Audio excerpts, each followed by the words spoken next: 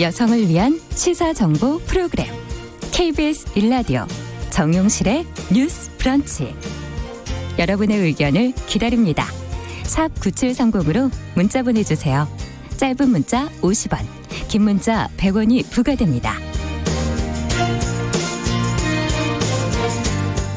네, 정용실의 뉴스 브런치는 항상 여러분들과 함께 만들어가고 있습니다. 샵 9730으로 문자 주시고 KBS 콩 들으시면서 실시간 의견 주시면 되겠고요.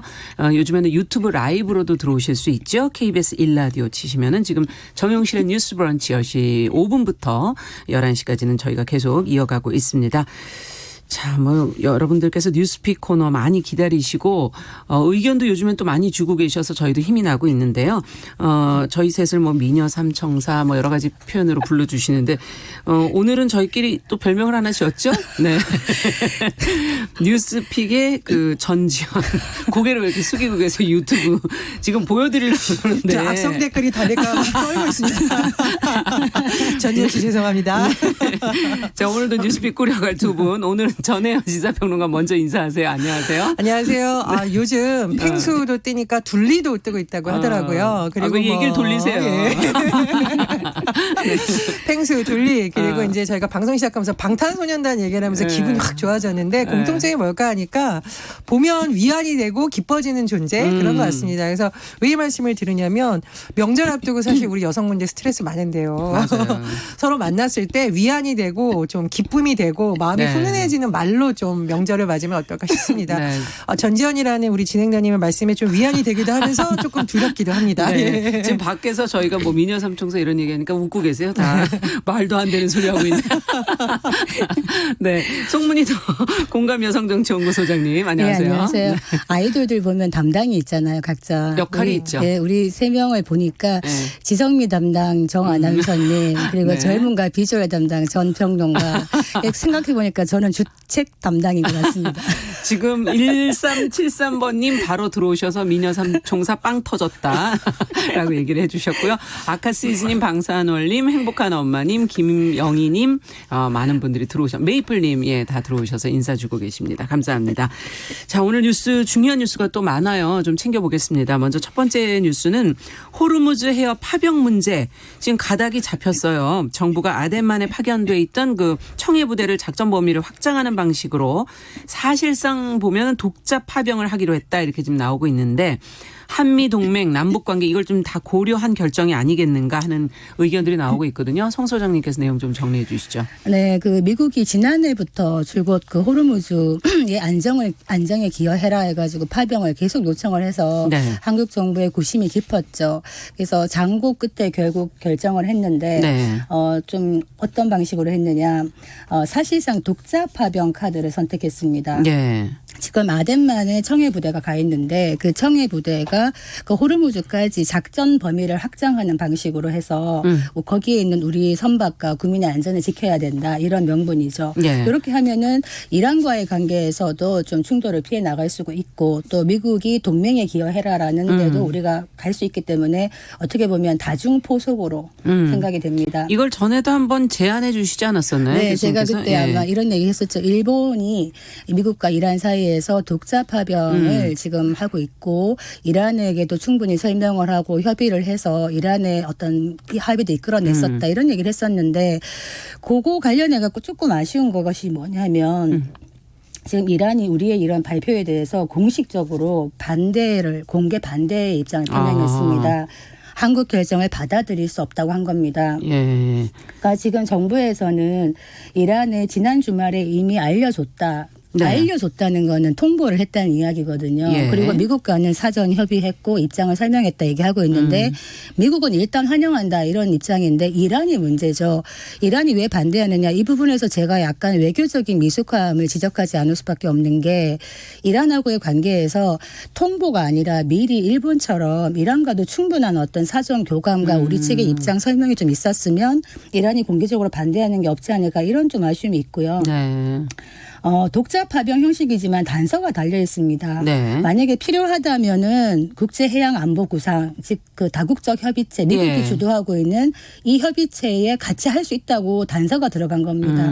그렇게 된다 그러면 만약에 그 호르무즈 해협의 긴장도가 높아지고 미국과 이란 간의 갈등이 더 높아진다 그러면 우리가 또 참여 안 할 수가 없는 도리이기 그렇죠. 때문에 하나의 불씨를 계속 남겨놓고 있다. 네. 이렇게 보여집니다. 자, 뭐 한미 방위비 협상이나 또 남북 협력 이거는 별개다라고 이제 정부에서 지금 이번 결정에 대해서 밝혀놨는데 굳이 이렇게 선을 그었거든요. 이건 어떻게 보십니까, 전혜연 평론가께서는? 제가 열쇠말로 정리해드리면 예. 고통스러운 결정에서 교훈을 찾으려는 것이라고 하겠습니다. 고통스러운 결정이란 표현은 문재인 대통령이 본인의 생각을 담았던 문재인의 운명이라는 책에서 썼던 네. 표현입니다. 노무현 정부 때 그 이라크 파병 문제를 놓고 굉장히 고심이 그렇죠. 깊었었고 예. 아마 개인적으로는 거기에 찬성하기가 쉽지 않았다라는 소회를 밝히면서 왜 그랬냐면은 지금 상황하고 대입해 볼 수 있는 부분이 여러 개 있습니다. 약간 상황이 다르긴 하지만 첫 네. 번째로는 당시에 그 문 대통령의 어떤 고민을 담은 그 책의 구절을 보면 첫 번째로는 이 정의로운 전쟁이라고 보기가 어렵다. 즉 이 지금 긴장 상황 자체에 대해서 국제사회에서도 사실 미국에 대한 비판 여론이 있습니다. 국내에서도 있고요. 즉 파병을 하려면 정당성과 명분이 확실해야 되는데 그것을 참 획득하기가 지금 쉽지가 않은 상황이고요. 두 번째로 이건 이제 운명 그 책에 네. 나왔던 표현인데요. 파병했다가 희생 장병이 생기게 되면 비난 여론을 감당하기 어렵다라고 했는데 소장님도 짚어주셨듯이 이 부대의 임무가 과연 여기에서 끝날 것인가 상황이 그리고 지금 어떤 중동을 둘러싼 여러 가지 국제 정세가 안정적이라고도 확신하기가 어려운 상황입니다. 그렇기 때문에 아마 정부로서도 굉장히 고민이 깊은 점이 있을 것 같고요. 정부에서 이제 여러 가지 뭐 방위비 협상이나 남북 협력과 별개 사안이라고 선을 그은 이유도 역시 어떤 국내에서의 반발 여론이 커지는 것에 대한 우려를 차단. 역설적으로 담은 것이라고 보는데요. 당장 지금 정의당에서도 반발을 하고 있거든요. 그리고 참여연대에서도 성명을 냈는데 이건 이제 남북 문제와 관련된 것이죠. 국제사회에서 한반도 평화를 호소하려 한다면 호르무즈 해협에서의 군사 행동도 하면 안 된다라고 지금 하고 있어요. 그러니까 상대적으로 현 정부에 대해서 그래도 호의적이었던 이른바 진보 진영에서 비판의 목소리가 나오고 있습니다. 근데 정부로서는 이게 뭐 방위비 협상 문제라든가 남북 협력 쪽 되면 의지가 굉장히 확산되는 거거든요. 그래서 이런 부분보다는 정부가 왜 이런 결정을 할 수밖에 없었는지에 대해서 좀 초점을 맞춰서 많이 설명하려는 것 같습니다. 네. 자, 그럼 다음 뉴스로 좀 넘어가 보죠. 2032년의 하계올림픽 남북 공동 유치와 개최를 추진하기 위한 정부 계획안이 어제 국무회의에서 이제 의결이 됐다는 게 보도가 나갔는데 남북 관계가 현재 상황에선 잘 풀리고 있지는 않은데 이제 계속 추진은 해보겠다는 의지를 지금 보인 거거든요. 어떻게 잘 될 수 있을지 아직 시간도 좀 많이 남아 있기도 해서 두 분의 의견과 전망을 좀 들어보겠습니다. 일단 이 안이 갑자기 나온 건 아니죠. 2018년으로 시간을 돌려보면 네. 2018년 9월 평양 정상회담 때 문 대통령과 김정은 위원장이 이 부분에 대해서 합의를 했었고 모두 발표가 됐었습니다. 2019년 2월 IOC에서 개최된 회의에서도 이 안에 대한 어떤 이제 뭐 다시 한번 공론화가 됐었고 IOC에서는 한반도와 세계 평화에 기여한다라고 긍정 평가를 했습니다. 근데 지금 이제 국내에서 나오는 두 가지 관점은 뭐냐면 과연 북한이 호응을 할 것이냐. 네. 두 번째로 이게 유엔 대북 제재와 맞물려 있는데 쉽겠느냐라는 우려가 나오고 있거든요. 근데 저는 좀 이렇게 생각을 합니다. 제가 강원도에 있으면서 가장 놀라웠던 경험은 역시 평창 동계올림픽의 성공인데요. 동계올림픽 성공을 앞두고 나왔던 우려하고 상당히 비슷합니다. 첫 번째로 북한이라는 변수 때문에 심지어 각국에서 선수를 파견하지 않는 거 아니냐는 뭐 일부 언론까지 나왔거든요. 그런데 북한에서 선수단을 파견했었고 또 평창 동계올림픽이 많은 우려에도 불구하고 평화올림픽이었고 네. 안전한 올림픽이었고 정말 성공한 올림픽이라고 해외 외신들도 모두 이제 성공을 했다고 평가를 해줬습니다. 그래서 저는 이제 어떤 우리가 성공했던 사례를 통해서 극복 방안을 찾아 나가야 되는 것이지 과제가 많으니까 잘 됐다라고 하면은 사실은 남북 관계는 풀리기가 어렵거든요. 그렇죠. 그래서 그런 관점에서 말씀을 드리고요. 또 한 가지 희망적인 소식은 2024년 동계 청소년 올림픽이 강원도에서 하는 걸로 최근에 발표가 났습니다. 이게 워낙 이슈가 많아서 묻혔는데요. 어떤 국제사회에서 우리나라가 올림픽을 성공적으로 치르에 대한 신뢰가 좀 커졌다라는 또 다른 예. 신호거든요. 그래서 이런 긍정적인 요소들을 어떻게 잘 끌고 가느냐가 중요한데 문제는 항상 북한과 관련된 문제가 되면은 시민들과 또 국민들 사이에서 찬반 여론이 생기기 시작합니다. 그래서 정부가 이런 부분에 대해서 국민의 마음을 어떻게 모으고 또 반대 여론보다는 찬성 여론을 좀 많이 할 수 있게 설득력 있는 방안을 내놓냐가 과제라고 봅니다.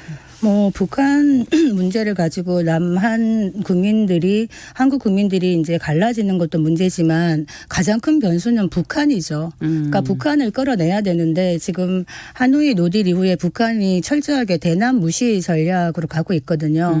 뭐 한국 정부가 중재자, 촉진자 얘기하는 걸 가지고 본인들이 다 하고 있는 것처럼 설레발친다, 뭐 오지랖이 넓다 이런 얘기하면서 무시 전략으로 가고 있는데 당장 2022년 그 카타르 월드컵에도 나타날지 안 나타날지 북한 선수들이 지금 이런 상황입니다. 그렇게 보면은 2032년은 아직까지 너무 멀다.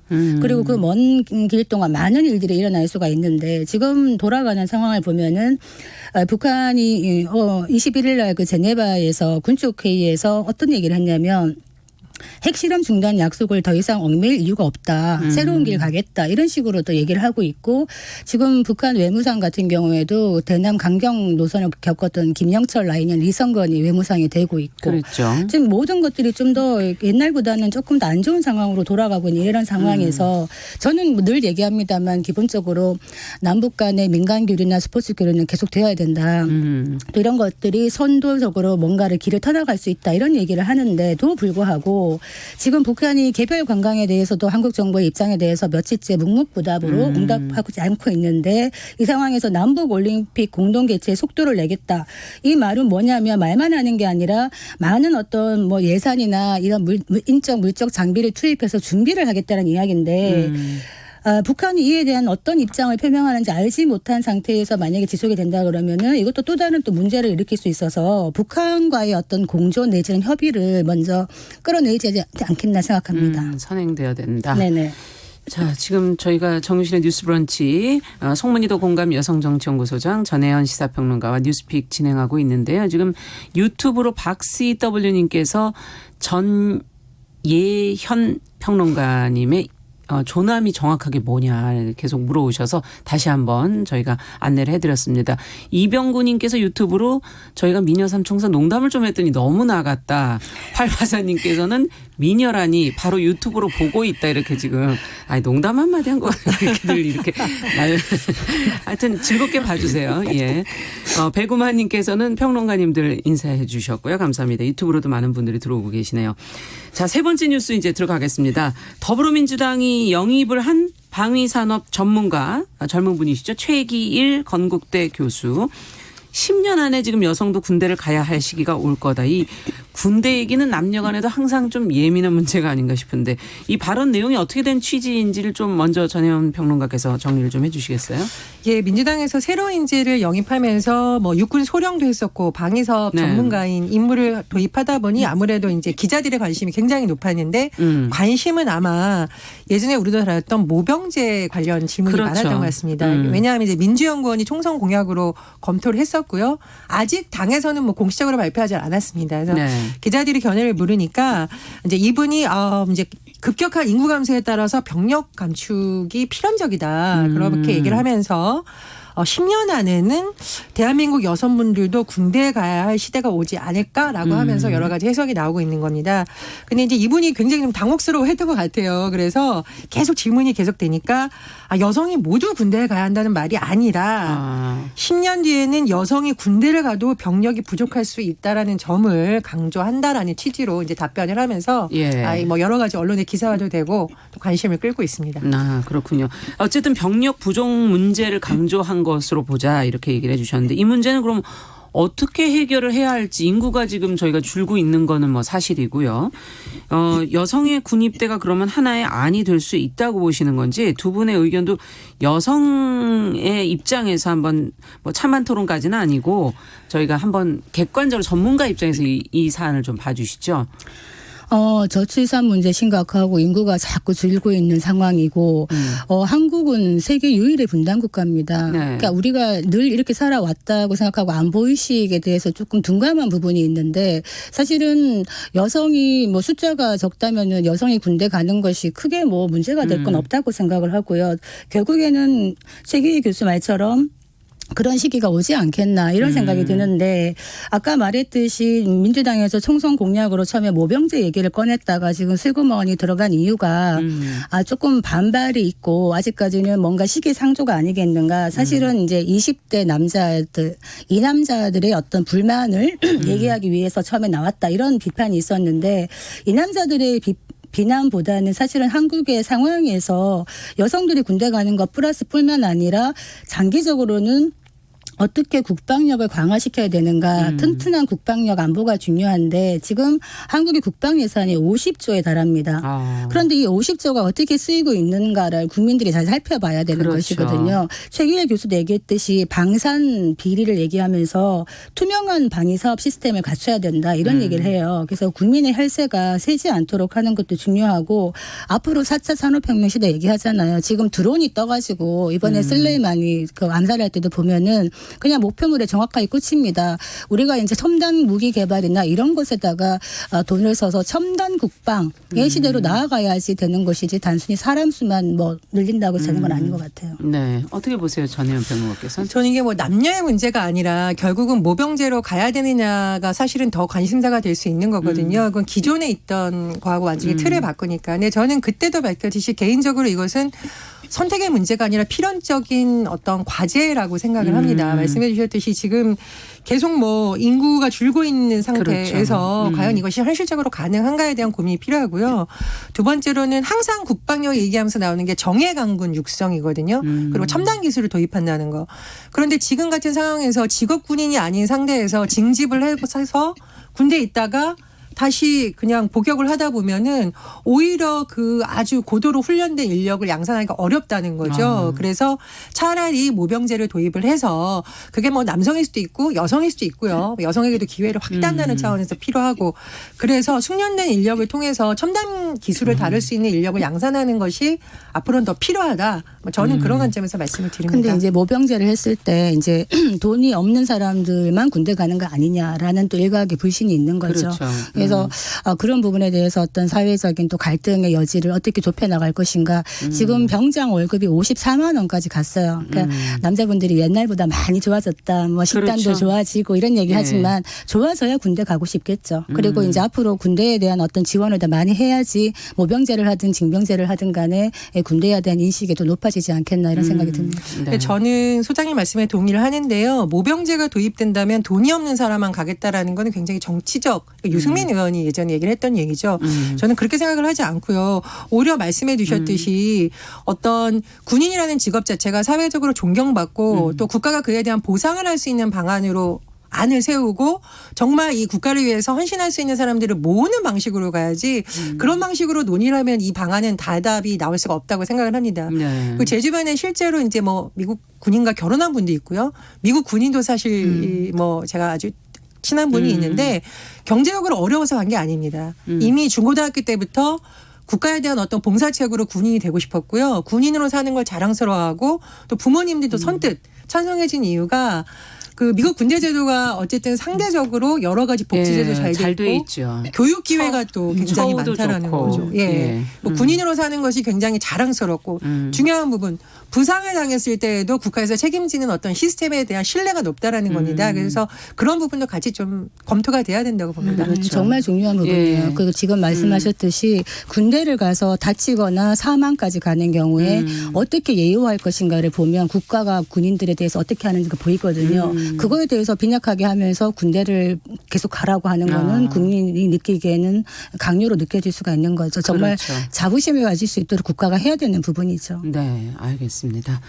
자, 마지막으로 이제 국내 장기기증운동 30년을 맞아서 사랑의 장기기증운동본부가 국내 최초로 장기 기증인 유가족하고 이식인의 만남을 진행을 했다고 하는 보도가 지금 나왔어요. 정말 의미 있는 그런 자리가 아니었을까. 해외에서 이런 뉴스를 본 적은 있는데 국내에서는 최초가 아닌가 하는 그런 생각도 들고. 송 소장님이 내용을 좀 정리해 주시겠어요? 네, 참 따뜻한 뉴스로 네. 마무리를 하게 됐습니다. 사랑의 장기기증운동본부가 20일 날 프레스센터에서 했는데 지금 한국의 장기기증운동이 시작된 지가 30년이 되었다는 겁니다. 어떤 행사를 했냐면은 그 3년 전에 그 불의의 사고를 미국 유학 중에 그 19세 때 등굣길에 교통사고를 예. 당해서 내사 상태에 빠졌습니다. 딸 고 김윤아 씨가요. 네. 그래서 가족이 고민 끝에 딸의 장기를 기증하기로 해서 미국인 6명의 생명을 살린 겁니다. 그 중에서 그 신장하고 췌장을 이식받은 킴벌리가 김 씨의 사주기를 맞아서 유가족들에게 감사 인사를 전하기 위해서 한국을 온 겁니다. 네. 제가 그 장면을 봤는데 고 김윤아 씨 어머니가 킴벌리를 껴안으면서 그 정말 딸을 다시 보는 듯한 그런 눈물을 흘리는 걸 보고 사실은 좀 같이 울컥했거든요. 어떻게 보면은 이런 이식자들의 가족들은 고인은 갔지만 고인의 그 장기나 그런 생명들이 남아있다. 그리고 그것이 어딘가에 숨쉬고 있다는 걸 보면서 굉장히 안도감과 위로를 느끼기 때문에 이런 것들이 좀 필요한 행사라고 보는데 네. 문제는 한국 같은 경우에 국내에서는 그 장기 이식에 관한 법률 31조에 비밀 유지 의무가 있습니다. 비밀 그래서, 유지. 네. 그래서 이식인과 그 기증 받은 사람과 일체 교류가 금지되어 있습니다. 아. 그래서 뭐 편지도 일절 안 되고 누구한테 갔는지도 모르고 이래서 지금 내사 장기 기증인 유가족 모임이 있습니다. 도너 패밀리라는 모임이 있는데 네. 여기에서도 주장하는 게 국내에서도 유가족과 이식인 간의 서신 교류를 좀 허용해 달라. 예. 그러니까 자식의 장기를 기증한 부모님들의 심장을 조금이라도 이해한다면 좀 해달라 이렇게 얘기를 하고 있는데 이것이 이제 현실적으로 좀 많이 어렵기 때문에 이제 문제가 있는 건데 외국 같은 경우에는 정해진 매뉴얼이 있어요. 그래서 어떤 기관이 중재를 해가지고 그 사이에 중재를 해서 서로 서신이 왔다 갔다 할 수 있는 이런 걸 하는데 한국 같은 경우에는 아직까지 부작용의 우려가 있다 이러면서 금지하고 있는 거죠. 아, 그럼 이 조항을 바꿔야지만 가능한 겁니까? 어떻게?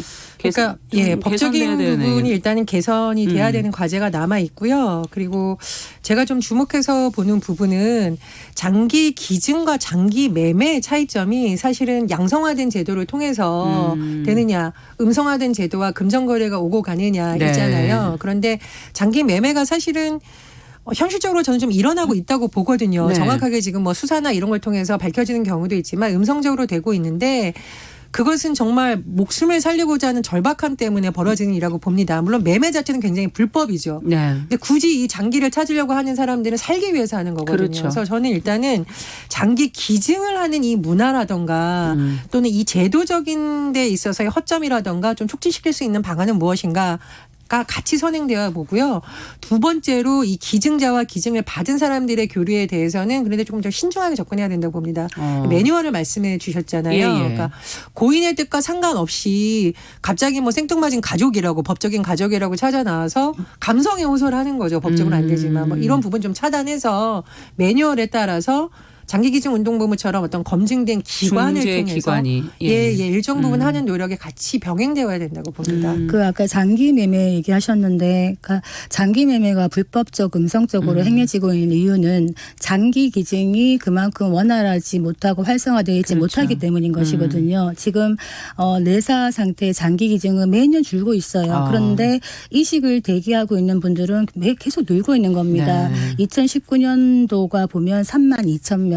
이 32,000명 즉 매일 한 5.2명의 환자들이 이식을 기다리면서 제 주변에도 신장 투석하시는 분이 계십니다. 그 투석을 하고 계시는데 일주일에 3번씩 가서 하시고 하는데 정말 고통스러운 나날들을 보내고 계시거든요. 이분들에게 새로운 생명, 새로운 인생을 줄 수 있는 장기 기증을 활성화하기 위해서는 장기 기증을 좀 더 할 수 있는 법적 제도적 장치가 되어야 되는데 실제로 한번 알아봤더니 굉장히 까다롭게 되어 있어요. 네. 장기 기증 자체도 뭐 부모 형제 가족이 아니고 타인이 하는 경우에 정말 타인이 해주고 싶을 수가 있잖아요. 그런데도 뭐 여러 가지 조건들이 너무 까다롭게 되어 있어가지고 실제로 많은 어려움들이 있더라고요. 그래서 이런 부분도 좀 고쳐 나가야 되지 않겠나 뭐 이런 생각이 듭니다. 네, 닉님께서는 지금 장기 기증 신청에 주민증 신청을 하시게 되면 주민증에 로고가 예, 새겨지거든요. 그렇습니다. 예, 예, 그걸 그렇습니다. 알고 계시라고 신청을 많이들 의무적으로 좀 하시라는 의견을 같이 주셨습니다.